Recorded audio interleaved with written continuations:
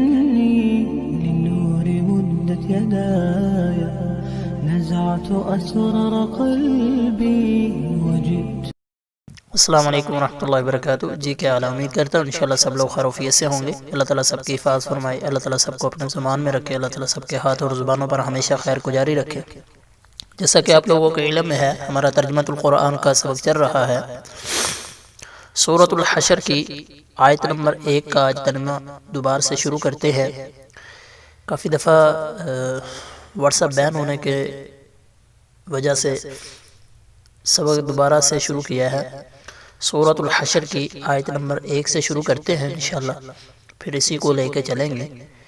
تو آئیں روٹین کے مطابق ہم پہلے لفظی ترجمہ کرتے ہیں. بسم اللہ الرحمن الرحیم.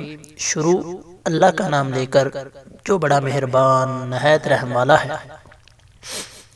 سبح پاکیزگی بیان کرتا ہے، للہ اللہ کی، ما جو، فی میں، السماوات آسمانوں، وما اور جو، فی میں، الارض زمینوں میں، وہو اور وہ، العزیز غالب ہے، الحکیم حکمت والا ہے.